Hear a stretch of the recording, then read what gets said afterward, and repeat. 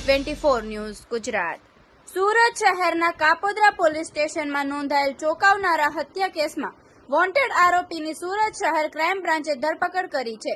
Crime બ્રાન્ચે આધારભૂત બાતમીના આધારે મોટા વરાછા વિસ્તારમાં આવેલ AR મોલની નજીકથી આરોપી મોહિત ઉર્ફે ભાણો ગેરેજને ઝડપી પાડ્યો છે। આરોપી મૂળ અમરેલી જિલ્લાના વરુડી ગામનો છે, પરંતુ છેલ્લા 9 વર્ષથી સુરત શહેરમાં ખોડિયારનગર કપૂરવાડી સોસાયટીમાં રહેતો હતો અને 2 વ્હીલર ગેરેજ ચલાવતો હતો। આરોપીના ગેરેજમાં કામ કરતા નીતેશ બેઠાની બહેનને ગેરેજની સામે શાકભાજીની લારી ચલાવતા ધનંજય ચૌધરીએ ભગાડીને લઈ ગયાના ખોટા વહેમના આધારે આરોપીએ કાવતરું રચ્યું હતું। તારીખ 8 એપ્રિલ 2025ના રોજ આરોપી મોહિત ઉર્ફે ભાણો અને તેના 3 સાગરીતો દીક્ષિત મકવાણા, જય ઉર્ફે બાવો અને કપિલ નામના ઈસમોએ મળીને નીતેશના કહ્યા મુજબ ધનંજય વિશે માહિતી મેળવવા માટે પ્રભાદેવનગર વિસ્તારમાં રહેતા યુવાન પ્રમોદ ચૌધરીને ગાડીમાં બેસાડ્યો હતો। તેને અવાવરૂ જગ્યાએ લઈ ગયા હતા અને ઢીકા મૂકી માર મારવામાં આવ્યો હતો।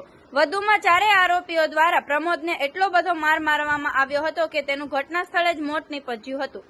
હત્યા કર્યા બાદ લાશ છુપાવવા અને કોઈ પુરાવા ન મળે તે હેતુથી ચારેય આરોપીઓએ મળીને લાશને પીપોદરા હાઈવે પર આવેલી નહેરના પાણીમાં ફેંકી દીધી હતી।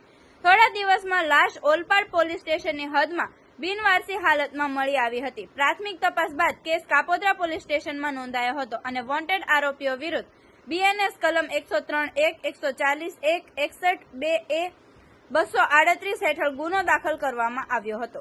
હત્યા બાદ આરોપી મોહિત સુરતમાંથી નાસી જઈ સૌરાષ્ટ્રમાં છુપાયો હતો। તાજેતરમાં સુરત શહેરમાં તેની હાજરી અંગે બાતમી મળતા ક્રાઇમ બ્રાન્ચે ઝડપી પાડવાની કાર્યવાહી હાથ ધરી હતી। પોલીસને મળેલી બાતમીના આધારે મોટા વરાછા વિસ્તારમાં આરોપી મોહિતને ઝડપી લેવામાં આવ્યો છે। તેની ધરપકડ બાદ કાયદેસરની કાર્યવાહી કરીને કાપોદ્રા પોલીસ સ્ટેશનના હવાલે સોંપવાની તજવીજ શરૂ કરવામાં આવી છે। પોલીસે હવે આરોપી મોહિત ઉર્ફે ભાણોની ધરપકડ બાદ પોલીસે વધુ 3 ફરાર આરોપીની શોધખોળ માટે કામગીરી શરૂ કરી છે। આવા અવનવા સમાચાર જોવા માટે જોતા રહો P24 ન્યૂઝ ગુજરાત।